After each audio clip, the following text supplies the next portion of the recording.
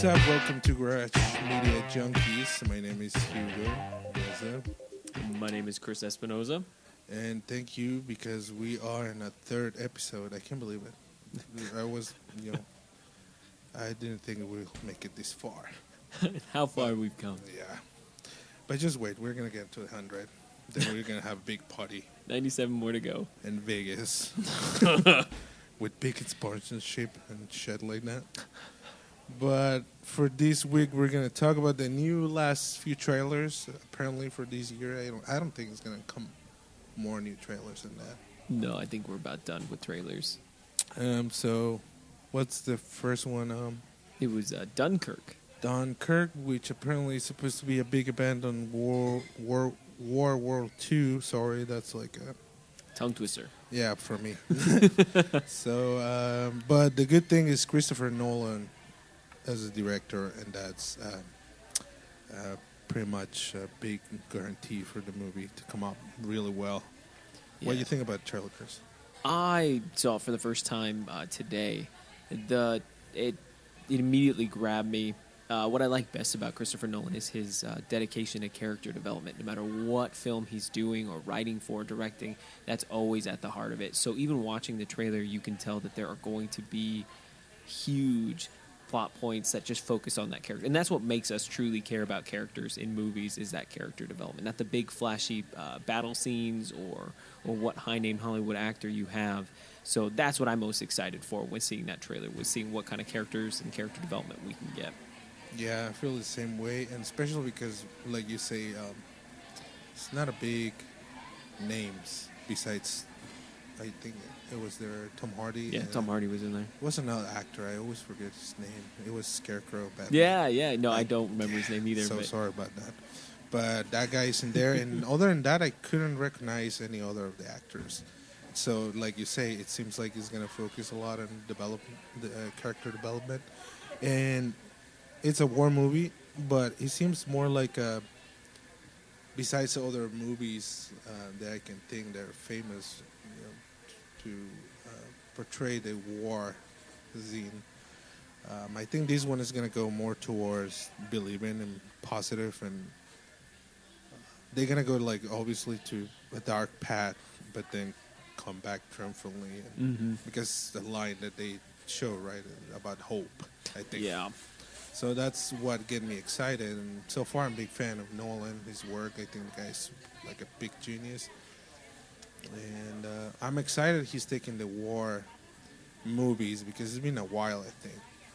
Yeah, we haven't, I mean, all aside from science fiction war, we haven't really had a good war biopic movie, and even if we had, it's not like it's been done on such a grand scale, so I'm super excited to see where he can take us.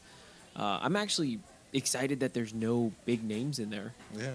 I am kind of over a lot of the big Hollywood actors at the moment and seeing them in every film. Like, this is the fourth film that Tom Cruise will be in this year. I don't know. I feel like we're at that point again where I'm ready for some new faces, and so I was really happy to see nobody I knew in there. Yeah, and coming back to war movies, like recently, the only kind of, well, it was more than decent. It was like kind of a good movie. Was Fury. With Brad Pitt and Shia LaBeouf and the other guys, I think. And that was a good surprise, but like we say, it wasn't a big scale. It was more about that group of guys in the war. Yeah. And the other part I wanted to see is seems like another chapter of those wars. Well, it seems like everything is focused on Hitler and the main battle. But I bet it's so many stories around that. Right, because we were talking about it before we turned the mics on, Hugo and I. One of its taglines was one of the battles that, shaped everything in the world, and both of us were scratching our heads thinking, I've never heard of this place before. We're not huge history buffs, but again, we're educated, we understand, and we know about history, so it was really odd to see them throw that tagline out. So I'm interested. I'm going to go and watch it just because Nolan, but now they see the trailer, definitely going no matter what. Yeah. And the good Tom Hardy, so all the girls out there can go and watch it and get wet and get excited. Why not? Enjoy, treat yourself. Oh my god. By the way, the explicit logo or icon, it's on the podcast, so you know what you get into. We're not super. Probably Chris is better with bad words. Sometimes I just let it go. I don't know. No, I have a good switch that goes on and off. Yeah, we know exactly when to throw it. What's the other one, Chris? Next one that really came out, a huge one this week, was Spider-Man: Homecoming. Yeah, I don't know what happened with the other production they have with what was the name, Andrew Garfield. Yeah. And they weren't really bad movies. And actually, the funny thing is that's last part in the part 2 when they were trying to link to the Deadly Seven. The Sinister Six. There you go, Sinister Six. I actually was kind of excited to see that coming too. So that was their big plan. That was Sony's big play, was building their own universe. Again, since they have the toy of Spider-Man, Right. they didn't want to give it back to Marvel. They don't want to share it. There's already such a rich history with Spider-Man that they knew they weren't hurting for Marvel's money, and they were going to build this huge universe with the Sinister Six, a Venom movie. There was talks about a Carnage movie, and then more Spider-Man movies. So they were going to have their own little cinematic universe. But as we know, that kind of folded in on itself. But I was too. I was interested, but it's not off the table. There's still talks of a Sinister Six movie. On the other side, I think it was a really great move from Sony because they've been. I mean, the Tobey Maguire movies were okay, except the last one. I don't know what the heck they were thinking with that, especially the dance and all the emo vibe. Peter Parker. Yeah, but I think Sony made a big deal, so it was all right. Marvel, you obviously want Spider-Man, and it seems like I'm running out of ideas what to do with this franchise. Why we don't team up? And that seems like what happened. Like Marvel is gonna help a little bit to forge the new, line or the storyline of Spider-Man. Spider-Man, yeah. And Sony, it's like, all right, we use the Spider-Man brand. Sony's producers were actually super against it, and that's the reason why number 3 kind of stunk. Sam Raimi, who was the director of all the original, Tobey Maguire Spider-Mans, he actually had the worst time making those movies, especially number 3, because of the producers. His name's like Avi something or other, Avi Ari, and he kept wanting to push more and more villains into the movies and more focus, and not letting the director do his job. Exactly. And so that's why we got such a huge, I guess, bloated mess when it comes to that Spider-Man 3. And then he did the same thing when Raimi stepped back and all the rest of the cast stepped back, and we got the Amazing Spider-Man. He kept wanting more and more and more and more and less focus on the character. And that's why Sony just ended up kind of blowing up on itself, and it was because of those the Sony hacks. When North Korea hacked everything and kind of showed the world, Sony's how scared they were, and just kind of like, oh, they really had no cards in their back pocket. And so the head of Sony basically said, okay, we're gonna eat crow and we're gonna partner up with Marvel here, and that's where we have this partnership now. Yeah, because now Iron Man. Well, that's the other part of the trailer that I feel a little bit weird. I mean, I like it for the most part, but then Robert Downey Jr. and Iron Man show up on the screen, so I don't know how that is gonna impact to the Spider-Man character, because now it seems it's not a standalone Spider movie. Now you have Iron Man and Robert Downey Jr. and Robert Downey Jr. has a vibe that's really, you can feel it. The guy is a great actor, and I don't know how much is going to steal of that attention to the Spider-Man. Hopefully it's just like a few scenes and that's it, just to link it to the Civil War movie. I think so too. I think he's just going to kind of check in on Peter Parker and just kind of give him the lowdown as far as like, here's what you need to do to keep on the path to being an Avenger, and then to kind of take a step back and maybe step back in towards the end of the movie. I don't think he'll be in there a lot. I think as much as we'll get is maybe like 10 minutes. Hopefully, I mean, because that will be a shame that they take all the attention, since it's a reboot of the franchise. Like, why you want to take up the attention, which has sense because Spider-Man now it's on the Marvel movies. This is our third iteration of Spider-Man in the last 20 years. Third iteration. Yeah. But again, I have to give kind of props to Marvel since we're not going to go over the whole quote-unquote origin story. Right. Uncle Ben's already dead. Yeah, He's yeah. already been Spider-Man for a year and already had his, debut helping Iron Man. And so we're already hitting the ground running. So I can't fault it for that. Right. I love the teenager vibe. I think that's what Yeah. was missing in all the other Spider-Mans, because most of the Spider-Man that a lot of people know already is him graduated high school and he's already Yeah. gone. But that was half the fun, was seeing him as that kind of high school dweeb. Right, and I think that's in the comics, right? Sort of. Yeah. Like it's A it's good more portion young. of it, yeah. And I think Tobey Maguire did a decent job because I kind of believe it. Because I mean, Spider-Man never was the super handsome, superhero guy. It was more like a geeky, nerdy, and you have that feel when you you saw Tobey Maguire. Man, it's not like the super. In the first movie, yeah, that's the Yeah. only time I really felt it, though, because after that point, he looked like a 30-something-year-old man. Yeah, playing he get this- old. I guess Yeah. all the stress. Dude, you're not doing a great job with Spider-Man. And he also hurt himself, too. He Yeah. injured himself on Seabiscuit. True. Pulled his back. But no, and so this is the first time we actually have I don't know how old Tom Holland is, like 18, 16-year-old. He looks young. Yeah, he's a Really baby young. face. Yeah. But he looks the part, he acts the part. No. And so I'm totally buying it. And I thought I was going to hate the side character of his friend when I kind of heard rumors Oh, of it. yeah. And then seeing him in the trailer, I take it all back. I absolutely loved every one of those scenes he was Right. in with him because it made it. That's his little niche. He only has one. Yeah. Tobey Maguire. Peter Parker only has one friend Right. because he's kind of a loser, Right. and he's okay being a loser. And it's always been like the interaction with Osborn. That was his other big friend.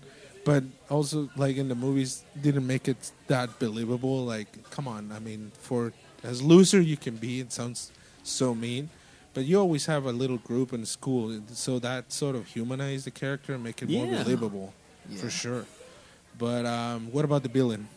Okay, Vulture. This is our first real movie version of the Vulture. They have been trying to get the Vulture in a movie forever, and it's Michael Keaton, who Yeah, played that's- Birdman.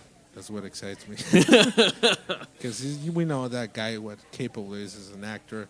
I want to see more of the design of the whole vulture, but so far, I think they went with the smart idea to sort of make it more to our times, where it seems like he's wearing some cyber mask or something like that. But Yeah. definitely it's some sort of armor, because the comics and the cartoons. Oh kinda- my I mean, God. it looks kind of silly. He looks pretty silly in the Yeah. cartoons. I know a lot of people say they love the design of Vulture in the cartoons and the comics, but he's pretty ridiculous. A giant Birdman, a literal Birdman who's green. Exactly. And also, if we're gonna put this on the Marvel universe with all like Iron Man and all these other superheroes, sort Yeah. of doesn't fit. That they just make like they put some birds and he's gonna fly. Yeah, like this half humanoid Yeah. bird avian thing. Yeah. No, I agree. I enjoy the helmet he has, the wings and how they're propellers instead of just a Yeah. jetpack. So it makes sense. Yeah. What I want to know is if they're going to tie in his great big nemesis, which would be Green Goblin. Right. Because again, you have that, his friend in there, but Yeah. to my knowledge, that's not, the Osborn kid. Nah. That's just some random kid he hangs out with. So how are they going to tie in, Right. I guess, the Osborn storyline? Or if, like you say, like Uncle Ben is already dead, maybe they're gonna imply that all the Green Goblin issue already happened. That wouldn't be a bad way to go since Yeah. we've seen it done three Yeah, times three already. times, Or yeah. 2 times, excuse me. But you're right, yeah. That wouldn't be bad. I wouldn't be mad at it, but that's, like, Yeah.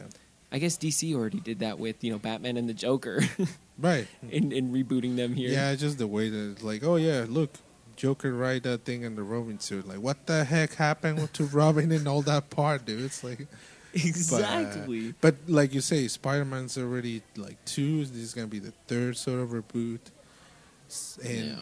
it's not like with DC. people don't know about the comics and all that story, and this is the first time they show it. But for this, people are already familiarized with the other two times that they rebooted. So in the minds of the popular mind, people already sort of have that background. Like, all right, yeah, it wouldn't be that crazy that they go for that route. But yeah, even now today, you can show people, Iron Man and Spider-Man, icons, and more often than not, people will know the Spider-Man icon way before they know the Iron Man. True. And also the storylines of Iron Man and Spider-Man. People just know Spider-Man way better than they know Iron Man, even if they like Iron Man better. Yeah. So again, I do think it might be a smart move if we just kind of leave Oscorp and Green Goblin behind. So I'm not mad at it at all.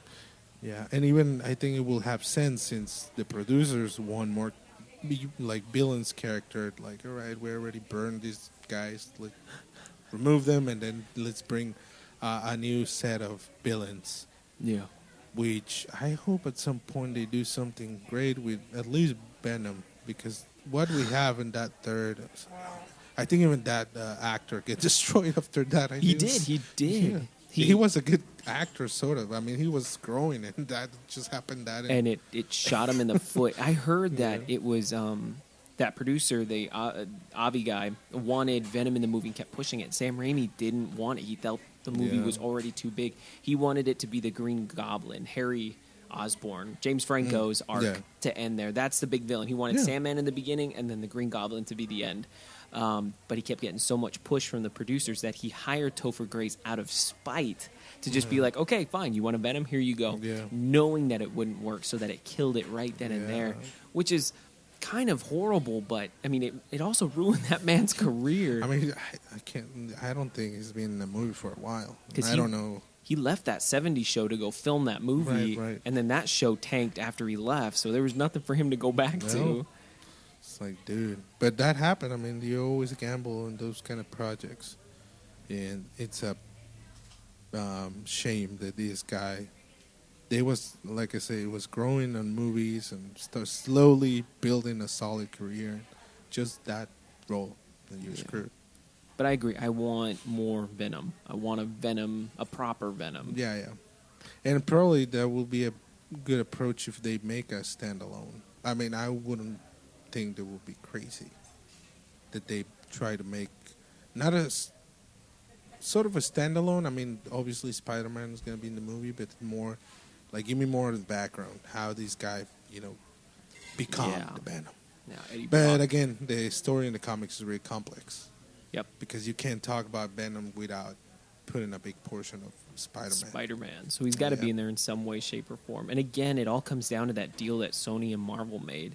Well, Sony's allowed to have Spider-Man in a Marvel ensemble movie. Marvel will make 80% of the profits. Sony will get 20%. But if a Marvel character enters a Spider-Man movie like Homecoming, Marvel only gets 20%. Sony gets the 80%. So there's a bunch of red tape, and the deal could fall apart at any time. But for right now, I'm really happy that he's back in the fold. Yeah, I think they're happy. I mean, it's the natural move. They should did this way before. Which would then bring us to, the X-Men at Fox. Right. I mean, to be honest, I think that if this Spider-Man movie makes money hand over foot, then the ball is in Fox's court, because they're making pretty good money off of the X-Men. But yeah, I mean, it's a solid franchise, but low. I mean, what's his name? Hugh Jackman is making the last one, and I'm pretty sure he's a big weight on the franchise. Like, he carries a lot of the weight. Why people go and buy tickets, and they sort of start doing that with Jennifer Lawrence and other. But it's just Hugh Jackman is the guy to stand out as an actor in the franchise. He's a cornerstone of that franchise. Whereas Jennifer Lawrence wants out. Yeah, she wants out. She wants to do her own projects. She feels really bad getting contained down for 8 years to complete this trilogy. She's done. Yeah. But I heard that if Fox were to ever make a deal with Marvel, Hugh Jackman said that he's more than willing to stay on, just so he could team up with that great, huge. Yeah, I mean, why not? And cast. I mean, if I get a big ass check like the one, probably he's gonna get sorry, I have bad memory. I don't remember saying retiring. I'm on. Hey, you heard me wrong. You heard me wrong. Yeah, you're wrong. But I think so far we like what we watch, I guess, from Spider-Man Homecoming. I'm very, very happy with it. And we can wait for more of that alliance, I guess, between Marvel and Sony. Sony, yeah, that partnership. So then other one, finally, War of the Planet of the Apes. Yeah. They released finally a trailer. It was one of the movies that I was excited to see something more than the animation with the snow, which with the voiceover was kind of cool. Yeah. But so far, what we saw, it gave me enough to get really big hopes. It's gonna be a good ending to the trilogy. But that's my other thing. Everything seems to lead to. Well, this is my little theory from what I see from the trailer. This is going to be the war. And if we think about the first movies, when the guy, traveling in space, come back, the planet is, it's backwards. It's gone, yeah. So what made me think it's a possibility is this war is going to lead to that. Yeah. Like, they look like the prequel of the originals. Right, so this isn't exactly a reboot per se, but more of a these were prequel trilogy to the Charleston Heston films with Planet of the Apes. But that's my theory. I mean, maybe it's not what's going to happen. It has to be. There's no other solution, because the other option is that it ends with peace, and then that negates everything. It wouldn't satisfy me as a whole, and I think Caesar has a line in the trailer where he goes, I've spared you many times, and yet you still come back, and you still do this. And I think he's just going to snap in this movie, and he's just going to wipe all humanity out, and I can't really blame him. Yeah. I mean, come on. Just check 2016 in real life, and the whole year, and it's just, oh, man, it sucks big time. Especially for the Mr. Orange Man.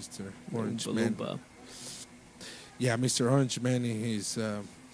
I read a news, which sorry that I'm getting out of the script a little bit, but that somebody was trying to make a comic about Mr. T and not the cool Mr. T, the asshole Mr. T, and he's Bill and team up now with his. He's recurring his what is called his cabinet or whatever. Yeah. With all these evil villains around. So people out there, it can be cool if somebody do a sketch or something about that, because it's getting scary. But anyways, erasing that disgusting part.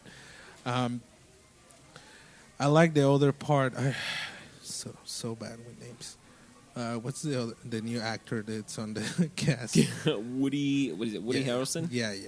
That guy, it's one of my favorite actors too. I think he has a broad, range.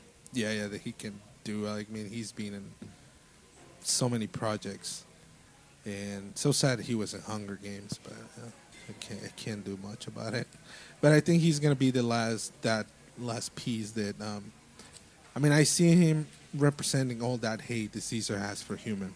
Yeah, I think he's gonna carry that weight, and I want to see that, because really Caesar is, I guess, is represent that side of us as a humans that we always, at some point in our lives, we feel so disappointed, like what the heck is going on in our world, and we want to be positive, but then at the same way, we know that it's on our nature a little bit to be, destructive. And yeah, and again, it's forcing Caesar's hands. You can have all the right intentions, but if you continue to have the right intentions without asserting yourself and fighting for protecting your own kind and your family, and I think that's what this Woody Harrelson character is going to do. Is he's gonna push Caesar a little bit too far, test his patience, and force out the war that he's been denying this whole time. Yeah. So also I have a little, well, not issue, but it looks weird. Just because what is called War of the Planet of the Apes, and somehow in the trailer, maybe I'm wrong, but so far in the trailer, it looks like it's more like a smaller scale, like versus a whole world. I guess. I wish it was a little bit more bigger, but again, maybe I'm wrong. Maybe they're not showing everything on the trailer. I mean, maybe this is the last little remnants of the military, the United States military. Like, this is it. Other than that, everywhere else the virus had kind of wiped out. All right, I forget about the virus. That's the whole point of all of now this. Now it has sense. Yeah. That's why the world is in such disarray and chaos, Yeah. and that this is the last real hurrah. And then they go up to find Caesar, the leader, the person who's been colonizing all these Right. apes, and then they just kind of fall. What I want to know is how the Statue of Liberty ended up washed along the shore. Yeah. I mean, when did the monkeys get the nukes? That's what I want to know. Monkeys have to get nukes at some point because the world just falls to shit. Or There are no buildings, yeah. nothing. Or some sort of weapon they steal from the humans or something. And they already have the guns, and so they'll have the technology. I think that Right. they'll steal one of their little naval ships, Maybe. and that's game over. True. I don't know how they need to play that card real well because if we're talking that the world is going to shit. Yeah. I can't believe it's a lot of humans to maintain all that big weaponry. But again, if they play it great, it will be believable in the movie.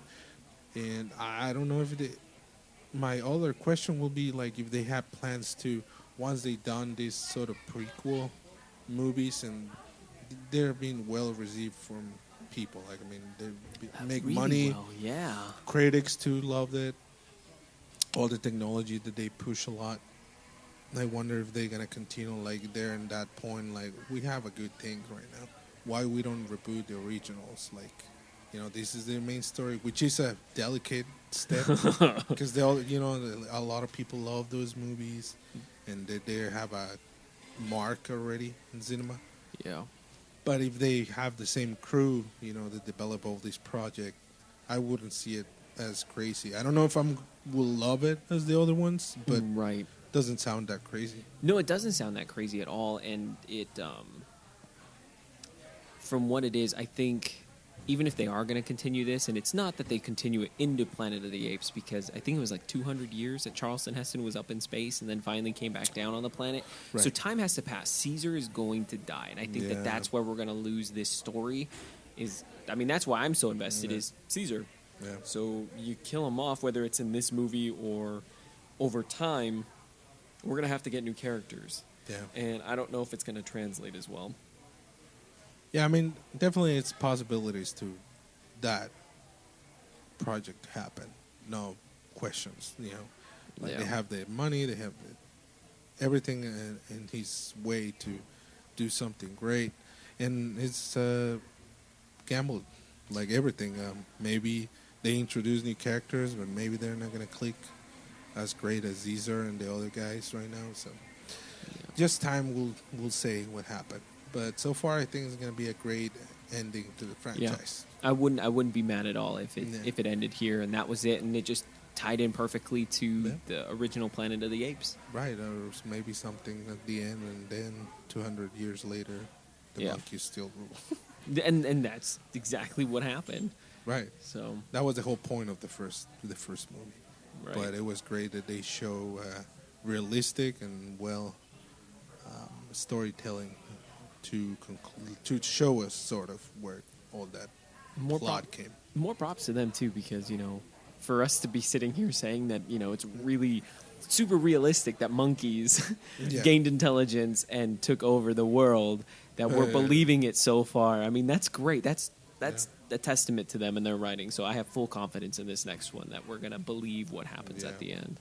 Sweet, and I think we're gonna be on the monkey side. So that's the wonderful thing. about the Yeah. whole- we're like hating us pretty much, like as a human species. Because I know in the second movie, our human lens through the movie was through that little colony. Right. But again, it was only just that small handful of people. The rest of Yeah. them were just dicks. And you were like, no, the Yeah. monkeys are going to absolutely kill you. Oh, look, the monkey got a tank. Yes, run them all over, monkey. Yeah. So here, I don't think we're going to have any kind of human sympathizers. I guess that's the whole point of it, because the first movie, it was all humans, and then towards the end, you Right. were rooting for the monkeys. The second one, it was Yeah.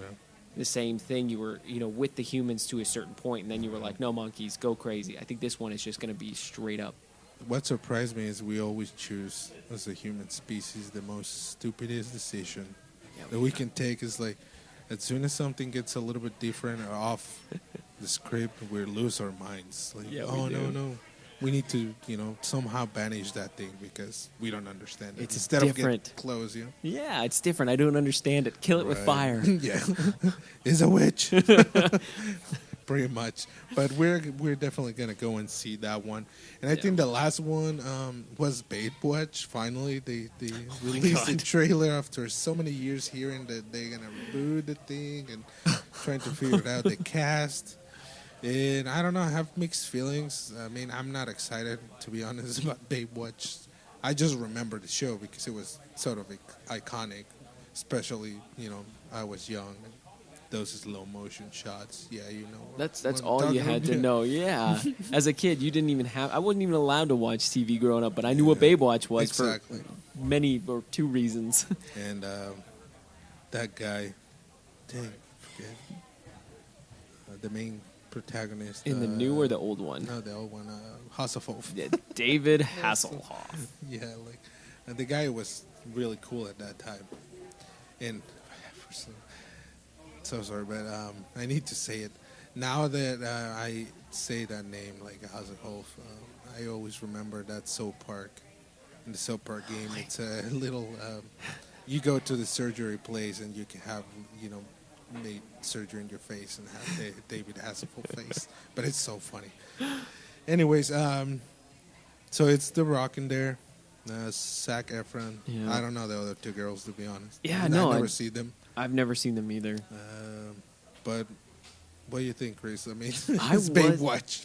Exactly, and I don't think I was expecting much from it. Yeah. And throughout all of the talk about it, I just kind of ignored it when it was anytime it came up on the feed. And then watching the trailer, I laughed way more than I should have, Yeah, and I don't know if that's a good thing or a bad thing. I hope they haven't put all of the funny stuff in the trailers because that's the biggest fear I have. I don't know. It just kind of seems like a buddy cop movie.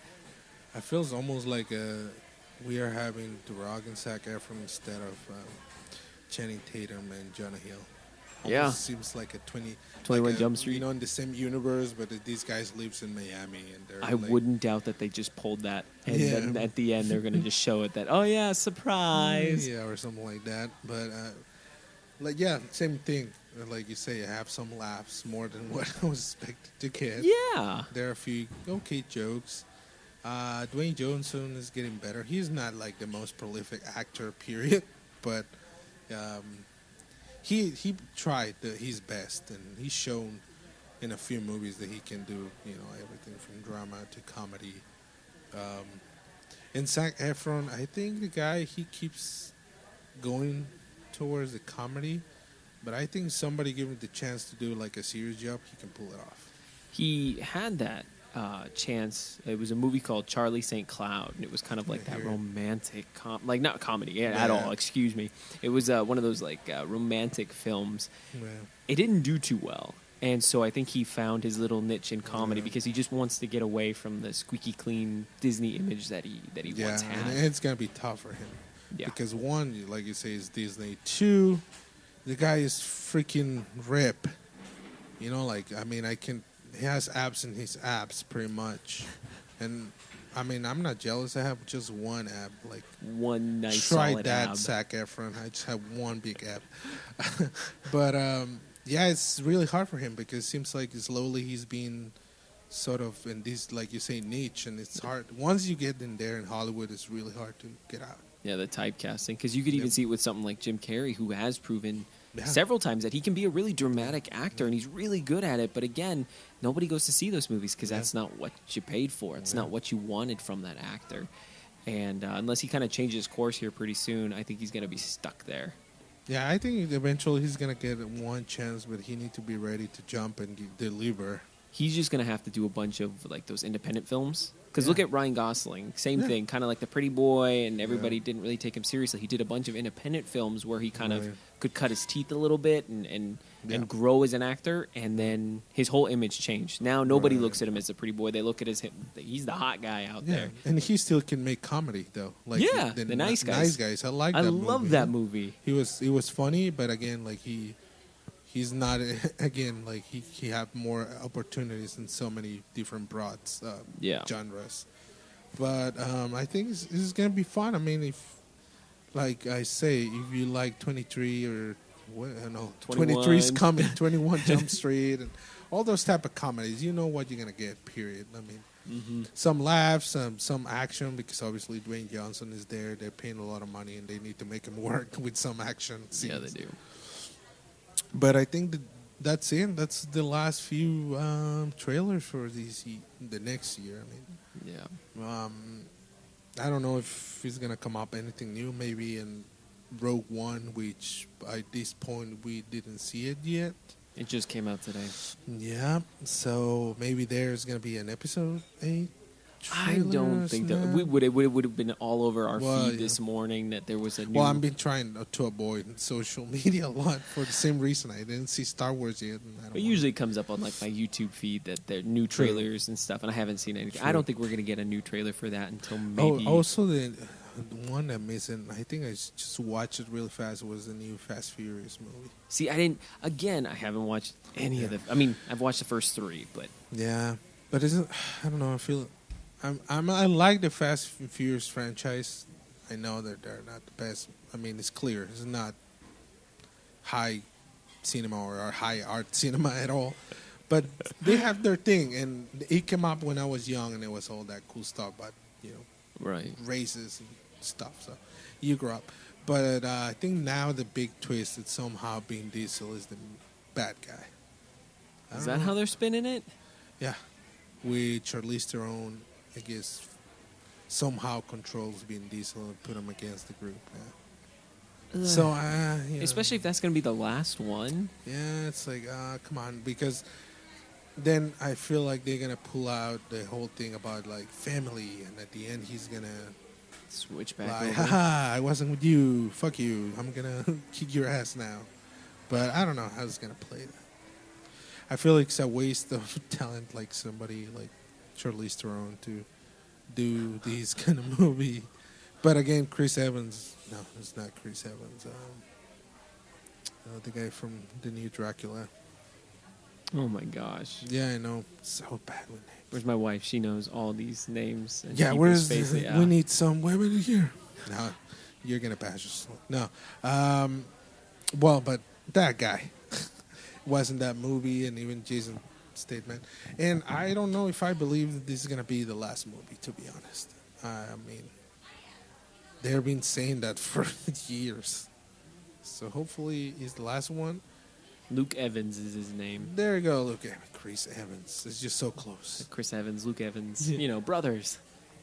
But Kidding.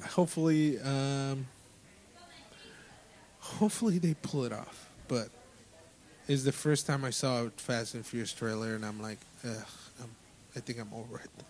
I mean, I did that when the first Fast and Furious, when I was like, I don't know, 13, when that movie came out. And it was Yeah. just like, I was like, ugh, I'm over it. Yeah. I don't know. I wasn't big on cars. I don't drive a fancy one. Yeah, I mean, I feel like they're the superhero movies without the superheroes. Because, I mean, come on, all the shit that they do with the cars and nobody does that in real life. You die, people. You die in the first attempt. I guess it's kind of like the James Bond Yeah. physics of the world, where you roll your car 3 or 4 times and it still drives. Don't worry, just Yeah. keep going.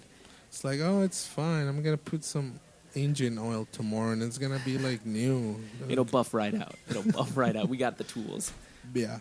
So, again, that's it for the year. Trailers, and then yeah. there are good trailers. I mean, I wasn't expecting Spider-Man, and I mean, in general, all those trailers to come that fast. I was hoping probably next year or something. No, they all dropped, which makes me kind of wonder, if something happened and they were worried that a leak was going to happen, it was just better to just do it themselves. Yeah. Because I wasn't expecting a Spider-Man trailer until February or something. Right. But I guess it's coming in, March or May? Yeah. It's I coming up. think, yeah, we think it's like so far, but we're almost done with 2016. Yeah, it's already here. Yeah. And so I guess it's now or never, Yeah. you know? Especially with, I mean, so much stuff coming.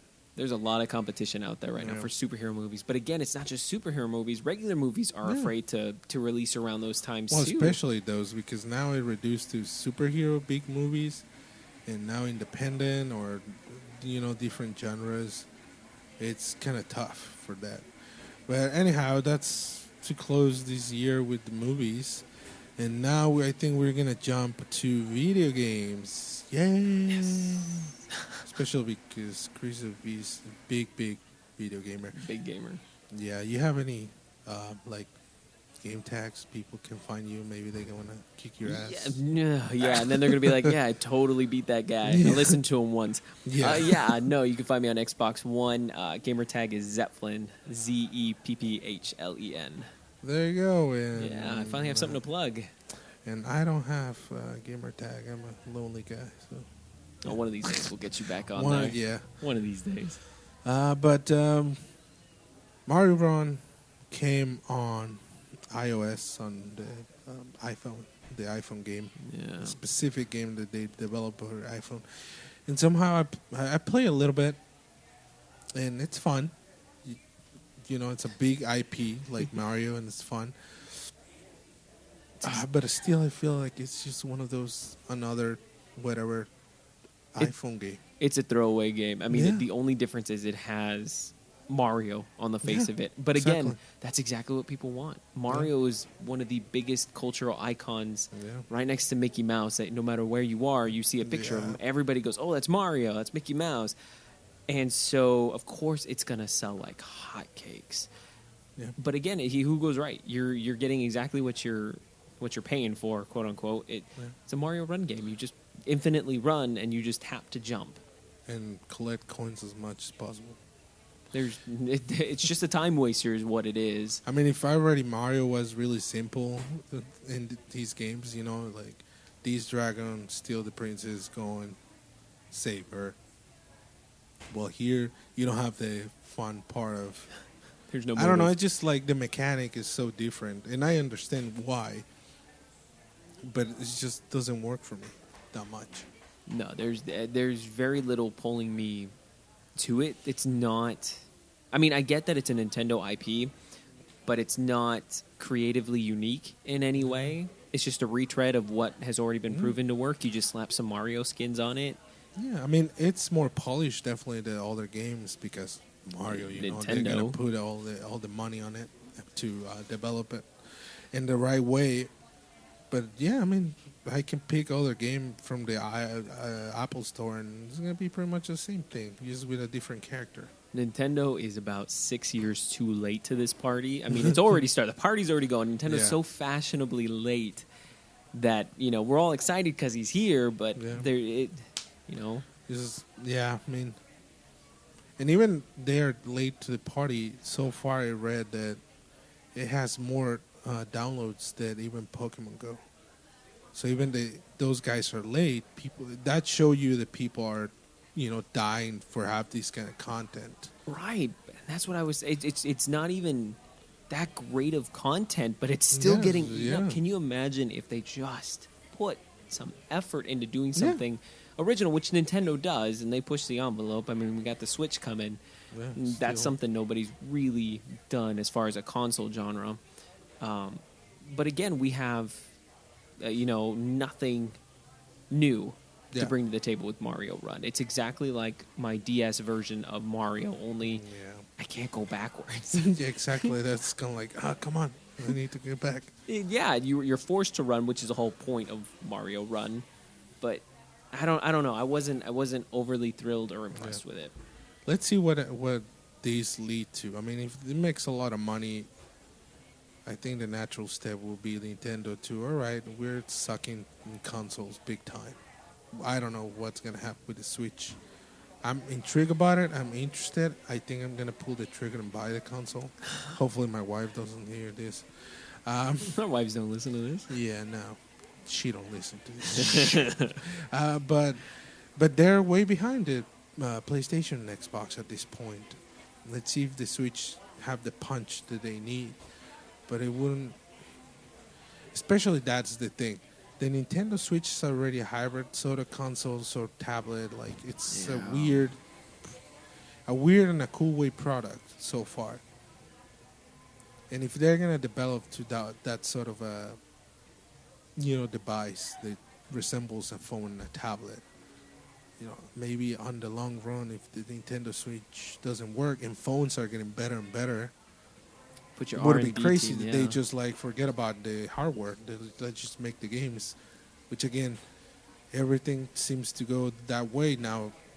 Big consoles is like what 4 years, and PlayStation like, oh yeah, we have a new version, and actually 2 versions, Yeah. the Slim and the Pro, which they're trying to sell you the Pro as a almost like a PC experience. Is like, no, dudes, you're kind of far from that. Right. That's the whole reason why I have a console is because I don't want to deal with the PC and building it from the ground up and spending thousands of dollars on a machine that's going to become obsolete anyway in the next 2 years.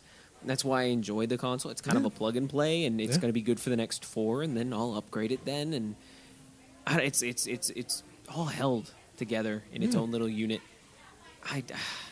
And like you said with the Switch, it's a tablet, console, motion control device that nobody else is doing. It's either going to revolutionize everything or it's going to crash. Nintendo for once. And it can be really well. Nintendo just kind of has to stick to their gimmick, because you look at the Wii U and They did the advertisement so bad. they advertisement so bad. They pushed no third-party games. They made it extremely difficult for anybody to make a game for the Wii U. And then with their gamepad, they never included it. And if they did, it was super small and gimmicky. It was not even quote-unquote worth having it. Yeah. And that was the whole point. That was the whole thing of like, oh my gosh, there are so many things I could potentially do with this. And then none of the games ever ran away with it. Yeah. Well, you look at the Wii, though, the motion controls. All games based around that Wii were about motion controls. And that was fun. That was really great. And everybody wanted in on that. And it was also the price point. Oh, because, yeah. I mean, now we're talking Scorpio, Xbox Scorpio, and The PlayStation Pro. they're getting expensive, and their time life are getting shorter. Because Not happy how about it. things are going. We have just 4 years, no exciting games, no really big new IPs. Everything is recycled. Like we have Gears of War 4. What else? Grand Theft Auto 5 wasn't even thought for the PS4. They just make a port for the PS4. Yeah. There are just a few big games that I can think of, like maybe The Witcher 3 was a big one. It was a big one, but again, it's not. It's number 3. We haven't had a huge push of a new IP, and if we do, they're all independent games. Yeah.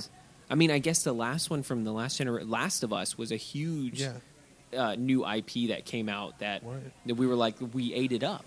But even those IPs are, I mean, they're so well made that it doesn't bother me that it has sense that they make a second game out of it, like The Witcher or stuff like that. Or like right now with Overwatch, it win Game of the Year, which is fine. I'm not into that shooter experience. But then suddenly, like, you have all these clones, like, oh look, my new brand game. Like, no, fuck you, dude. It's like a clone of Overwatch. It's the same mechanics, the same look, and it's just so ridiculous. The PlayStation or Xbox doesn't push, like, all right, guys. But again, I guess it's like Hollywood, where you have that risk. Well, it's becoming Hollywood slowly, and which is horrible. We're taking away what made those games great was the diversity and the freedom to make what you wanted and have it do well based on its own merits versus its advertisements. But you have these games, and what these companies have, the partners, they'll say it's either got to be like Call of Duty, Clash of Clans, or Candy Crush. Even if it's not one of those three, it's not going to sell. And so that's all they want to push. So we're getting a bunch of these clones, and we have been for years. Yeah. And even, like, I don't know, I was a big fan of Call of Duty. I don't play it that much anymore. for the same reason, like they have sense that now they're going to space and blah blah. Yeah. It's not like nothing to die for. Like Call of Duty was a big push of the FPS Yeah. genre in so many ways, mechanics and the way the evolution. In my head is like, well, just kill the franchise or let it rest for a couple of years and then bring it back again. Yeah, and and that's my other thing about games too, especially the ones that are clones. It's even hard when the original ones that came out with the idea are pushed out every year. Like you have your Assassin's Creed, your free roamers, Right. but Assassin's Creed used to be an annual property. That Yeah. means we used to get it every year. I got burnt out. I mean, that's why I didn't go with 4. I skipped it. Right. And then hit Unity up, and then I skipped the next one, the Syndicate, because it's too much. It's $60 every year around the time, which is already a tough time. Yeah. But it's the same game. Essentially, it's the same game Same thing. over and the Call of Duties. I was a Right. huge Call of Duty fan, Right.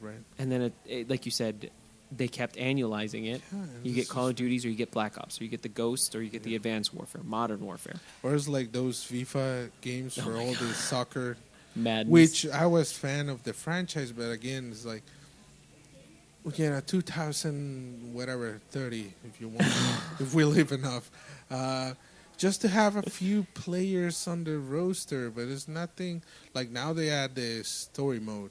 Well, I don't think people that play FIFA are there for the story mode, no, like the campaign for FIFA.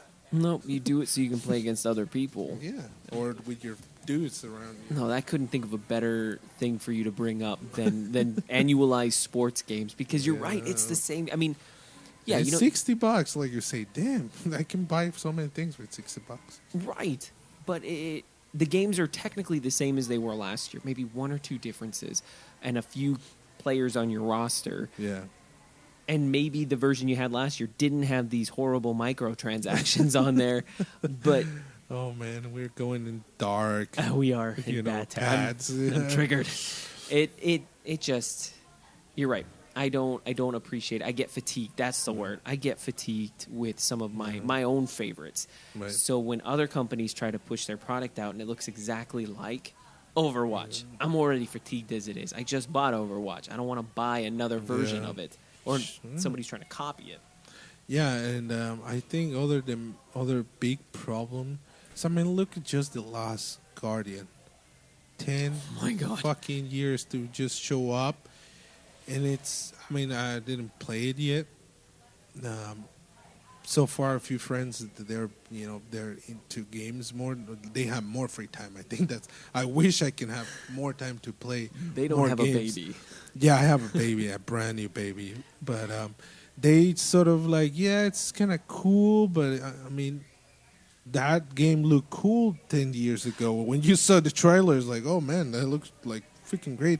And now with all the technology advanced and all the other games, it's like, it's kind of okay. But, it's not like 2016 quality game, sort of. Exactly. And I think it's a great example of, I guess, hitting your mark. 10 years ago, I recently found a Game Informer magazine at my parents' place in a box, and it had The Last Guardian in there 10 years ago. 10 years ago, yeah. And I remember looking at it going, this is going to be a great game. Right. And then I forgot about it because it was 10 years ago, but it looks the exact same. Yeah, graphically a little bit better, but not too much. And even I can argue, like some people can argue, it's like, well, it's more like sort of independent and it looks artsy, but yeah, no. I mean, 10 years, and then Sony showing the same freaking like demo over and over and over, like it just get burned, the whole hype. Yeah, no, I'm Team Ico. I was a huge fan of with Shadows of the Colossus. Oh yeah. But again, the reason Shadows of the Colossus was so good was because at the time nobody had ever done something like that, put so much of that graphical power into climbing a giant monster, Right. and taking it down, and that story element and the open world that you had. Now that's kind of a standard staple. So if you had teased me Shadows of the Colossus 12 years ago when it originally came out, yeah, I'm hyped for it, but if you would have teased me for 12 years and then put it out now, that same game, Yeah, just you get tired. It's a Yeah. logical thing to happen. and again, everybody else is already doing it. Or what about the, like, again, it's the new generation. It's been like 4 years so far. And I was telling you, I don't see like a lot of, let alone new IPs, well made games. Like the launching of the console were like really lacking compared to other years. I mean, I remember that every game they launched, it was a big hit. Like, Yeah. you know, like Nintendo 64, PlayStation 2, PlayStation 3, Xbox. Like they have a really solid catalog of games on the launching. It was something that kept us interested and involved. But again, what they're doing is they're relying on their back catalogs and their old IPs to sell the consoles. Let's put out Halo 4 Right. with the Xbox One. Let's put out another Uncharted game Right. with the PS4, and hopefully that'll be enough to push consoles. When again, if I'm not a fan of Uncharted 4, that's not exactly going to tempt me to go up. And you're right, there's nothing in there. And even if they do, like, obviously Nintendo has Mario, which is its bread and butter. Yeah, I mean, But again, when the Wii U came out, we had 0 launch games. You had the game that came with the Wii U. It was Nintendo Land, and it was great. I think the only one was that zombie game, Zombie U or something. Yeah, That's Zombie U. The only kind of different and interesting, but that's it. But you're right. But again, we didn't have any new Mario game or Zelda game or Metroid game. Mm-mm. And even then, that's back catalog. We had no Yeah. third-party games. You're right. This last generation of consoles has had the worst launch titles to date. Yeah, I don't know what's going to happen with the industry, but I just start seeing a resemble of the Hollywood, Their model of merchandise, the business. publicity. Like now you see the trailers and so many. I used to study communications in Mexico, and I have a teacher that was teaching us journalism. And he says like a term for people that pretty much you're like a slot line.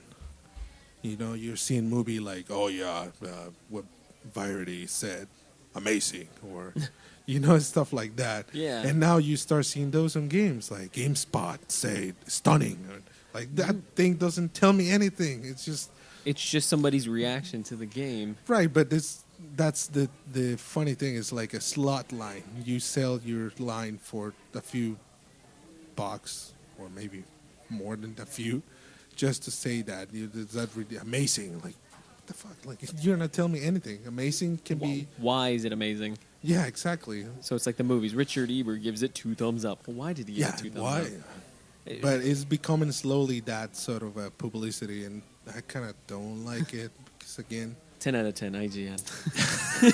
like 10 out of 10 what? Exactly, and why? Yeah. No, I see it too, and it's troubling.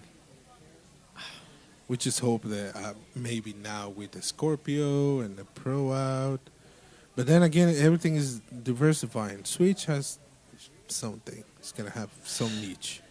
PlayStation has a Pro, which is not that Pro apparently, and then has the VR, which the technology is infant.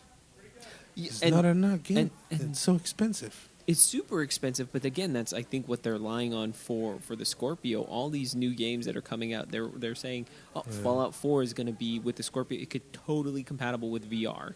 Yeah. I don't know how well that's going to go. Nobody has really VR has not been on the market at all for us to really kind of troubleshoot it. At Yeah. least in the masses. I know Yeah. Oculus has been out for a while and Morpheus, but And still, they're not that refined. Even when I know the Oculus is way more powerful than the PlayStation VR. But so far, I mean, I experienced the VR so far with my cell phone. And I think I tried the Oculus one time. But, I mean, it's cool to, like a gimmick, it's cool to have that experience of using the technology. But then once you start thinking, I'm going to buy this in a long term, as an entertainment system, I don't know if that's gonna work that much. It just reminds me a little bit of the 3D a few years ago. That Yeah, with Yeah, your 1 year, TVs. 3D, and then just died. We just stopped caring about it. with with the virtual reality, people want it. Like you said, it's worth one gimmick, and if Yeah. you don't continuously push it on there, it's Yeah. not. It doesn't pay off in any way, and it goes back to what we talked about last week when it came to our video games up there on the same standards as movies. It's like we're almost there, but now we're trying to skip that level of movies, and we're trying to go to literal experience, that you are in this experience. This is you. This is your world. Yeah. And I don't know if we're quite ready for that. I know visually we are, but the experience of having a whole game... Well, I think we're being ready for so many years. I mean, I remember that Nintendo, thing they give you epilepsy attacks or whatever. The red It was kid the said. Virtual Boy. It was called the Virtual Boy? I think it was called the Virtual Boy. It was red, and you have the 3D experience and all that crap. Yeah, but that was back when it was like polygons. Right. And I think people is ready. My concern is the technology is not mature enough. Yeah, no. Because I see other setups of VR, but with those you have like a walking machine sort of thing. Yeah. And then you run, and you in real life, in real time, you're moving on the game, and that's a total different experience than just I move my head, but then I need to move the stick if I want to move. It's just I agree with that one. I can see that because again, it taps into your spatial awareness that my left leg is moving, right. Therefore the sights in my eyes are moving slightly forward with the left side. I get that. But like you said, with the whole, I have to move the joystick if I want to move, it completely disorients people. And I know a lot of people get sick. Yeah. And I think that's a misleading marketing, because even when they announced Batman what's the Arkham? The Arkham Asylum. Oh, the Batman game, the Arkham. You got me saying it wrong. Yeah, Arkham Asylum. Yeah, for the VR, they never specified what was the deal with the game, but all the marketing seems to lead that we're gonna play that first game on VR, and then what ended up happening, it's one of those almost like interactive video games, like click there, and then something's. But you're not really in the Arkham Asylum, moving around and doing all your stuff. Right, because look how many times Batman flips in that game when you play it the normal way. Can you imagine being a VR headset and watching the camera flip around Yeah. No, a normal human gets sick. Yeah. Especially if your body isn't flipping. Right. So it's just so weird the way they're misleading all these VR products. I think they just want to try to get people excited and let's see how much money we can make. And it's an experiment. Period. I'm more in line with the VR experience that came with the HoloGlass from Microsoft, where you wear the glasses and it's like that. I guess it's not virtual reality, more of augmented reality, where I see my weather channel off on the side because that's where I've set it when I look. Right. And so when I look away, it's still back there. I don't see it anymore, but if I turn my head, I can see it on my wall. That's a weather channel. I got my TV playing on the big white wall that I have in my house there, and I can hear it in my earbuds. Hey, I'm all for it because, again, that's the spatial awareness. I'm still moving. I still can control what I'm seeing. You want to play Minecraft, I set up the perimeters on my table that this is where you project Minecraft. I'm going to use my hands to move it. That works. Everything else where you cover my face and have me move and it's a first-person perspective, we're done. Yeah, I think my fear is people is going to buy the VR because that's the holy grail of video games. Pretty much. We've been chasing, so many years. And some even movies they portray that in so much movies and stuff that people are just gonna I'm just gonna pull the trigger and buy it, and then they're gonna make profit, obviously. But then it's not gonna mature enough, or it's not gonna sell enough for them to justify them investing on the technology, and they're just gonna drop it. And then everybody else who shelled out that $600, $700, $800. Yeah, just gonna have it there in your shelf, like my, like Virgin Shield right there in the corner. Oh my God, Virgin Shield. But I don't know. Just I hope You don't want to doesn't- see the consumer get hurt. Yeah, especially because again we're talking. It's a $60 for a game, which honestly at this point in my life, I just wait sometimes for Steam or like. It doesn't bother me as when I was younger. Like when I was younger, I need to have the game right now because it's the cool thing and it's blah blah. I'd rather to wait. Just even I think I enjoyed more after everybody playing the hype pass because it's a $60. We need to put in that. That's an investment. Yeah, it's not. I mean, video games are not a big necessity. It's entertainment. We need to put it like that. You're right. And I guess when people break it down as far as like an entertainment hobby and stuff, books at most are about $20 for a hardcover. Yeah. That's a third of a game, and so I understand. And I'm And with probably you. you become more smart if you read. A lot of people can debate that, but I'm not gonna fight you on that one. But with the games, I'm with you with waiting. Yeah. If I do buy a game wholesale for $60, and there's a season pass, Yeah. which we'll say for a different topic as far as why season passes are also not the greatest thing. Yeah. Depending on how much it is, I usually wait for like Black Friday or something like that, where Microsoft has their sale or Steam has their Right. sales, and then I pick up that same $50 season pass for $10. Yeah. And that way, I mean, it's just waiting. I have the whole game to kind of play. I paid full price for it. Yeah. It But needs to be something big for me to buy it It's right away. right then and there. I have to be a big fanboy about it in Yeah. order to buy it immediately. So just to wrap it up, considering all this point that we talk right now, what's your take on where is going the video games industry? Because even we skipped the whole thing about, we announced the game for fall 2017, and then that fall came and we have issues. We're gonna, it's gonna come 2025 or something. Point in case, see The Last Guardian. Yeah. So what's your take? Like, where's going with all the Nintendo moves, trying to expand to, his hybrid Nintendo Switch, and now putting games on the Apple Store. Xbox, it seems like he's going to the high end with the Scorpio, and PlayStation. I don't know what's his, plan to, for the future.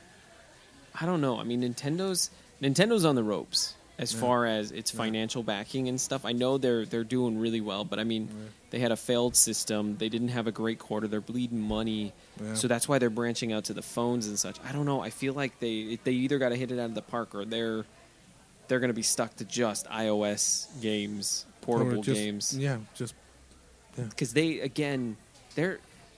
And I have to give Nintendo credit because they've stuck to their guns. They say we are a gaming system. Yeah. They don't like to put movies and the TV on their or device. even the online part. Yeah, Because Xbox and PlayStation have a really great infrastructure on their online system, but Nintendo so far is like, we don't care. yeah. They don't care, and they're like, no, that's not what we're about. And they stick to their guns. They don't fold for anyone. Yeah. But as far as I'm afraid that Nintendo might be stretching itself a bit too thin. Yeah, But they need money to keep producing. and we're gonna have a Nintendo Land. Did you know that at The Universal what? Studios? Oh, right. They're Yeah, gonna have a nice little Nintendo Land. So at least they're branching out. But I think that's what they're trying to figure it out. Like, all right, this thing, video game thing is not working. Let's expand a little bit. because they're making a ton off of merchandise. But yeah, they want to make sure that they have another footing before something goes bankrupt here. B plan. Yeah, but as far as the Xbox and Sony, I'm worried about the VR push. I'm all for the 4K resolution. I'll jump on that bandwagon probably a year after Yeah, it goes down about 150 because those bucks. TVs are still pricey. Yeah, you plug that. If I bought a Scorpion right now today, it is not going to be the full potential on my tiny TV. Yeah. But I'll go all in after I see where the chips land. Yeah. I don't know. I hope doesn't happen what happened to movies, because movie industry hurt me more, because probably I care more about movies a little bit. But slowly I'm seeing a resemble in the video game industry, where they make you believe that, oh yeah, we have all these tools and everybody can make a game, but it's not true. The fact that you can make a game doesn't mean it's going to be successful or it's going to have the support that obviously the big well-known studios has. There's no point of make a comparison between the two, between a big established studio or somebody like everybody's talking about. Oh yeah, Hideo Kojima is going with his own studio. Yeah, but that guy is like a legend, and obviously he's gonna have all the support. Besides some small studio, I don't know, in some house garage, some kids have the dream to have make video games. It's just it's distorted. This is a distorted reality that they're trying to portray. Yeah. So that's my fear. And I think eventually consoles are going to become almost like your phones. They're going to have, the poor dude that can't afford, well, we have the package that looks crappy on your TV. And for the rich guys, you can have your 4K and HDR, whoever that means. Right. And you know what? I agree. Yeah. Because right now my Xbox is my home console. I mean, it's my entertainment. It's literally everything. I don't have cable. I subscribe to all the Netflix and the Hulus and Slings and stuff, but that all plays through my Xbox. Yeah. That's it. I mean, other than paying for internet from the cable company, that's all I get from them. Everything else is, I'm not paying an extra $120 for normal TV. So I agree that it's my all-in-one package. That's my lifeblood right now. Yeah, but that's the issue, because I feel that when we were young, buying a console was sort of a long-term investment. Like, you weren't thinking like your iPhone every year, which I don't do it, but I see people getting crazy. Like, oh my God, iPhone 7, I'm nothing because now I have this, last version. Like, chill a little bit. Yeah. So it's going through that. Like dynamic, and sort of worries me, because then your console, all the value, the full value that you paid, it's lost in a few months. So what's the point? Right. So what's the point of me paying $700, $600 for my console, another controller, and some games? And also, the whole point of those consoles were everybody had the same experience. Period. Yeah. Nobody had like 4K and all. No, if you had Super Mario and the Super Nintendo, everybody like the same thing you're gonna get to your friend, so everybody has the experience. So now it's like, no, if you don't pay more, then sorry, but you don't get the same resolution. You're not gonna have the full potential of the game. But again, we're already at that point, because you have console exclusives of, I mean, I hate to keep bringing it up, but you have things like Destiny. They made a deal with Sony. They get certain levels and guns and things that Xbox players don't. Mm-hmm. So again, we bought the same game, same price, but you're not having the same experience. Exactly. And I know it's a few missions and it's not really that big of a deal, but it is, especially when I don't get it for a full year or at all. Exactly. So let's hope that it gets better. I'm waiting for the Switch to see what happened, because at this point I'm tired a little bit of the consoles. I'm thinking maybe I just have a PC and then something like the Switch when I'm not around the house or something like that. But again, just let's see how it's going to develop. This is getting interesting.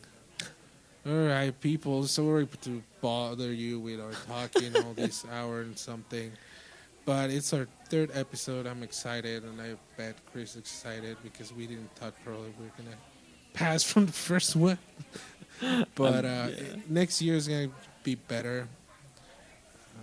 We may not have Christmas podcast because I have a kid and a wife, and Chris has a wife. So we have family. We care about those. We're not that lonely yet.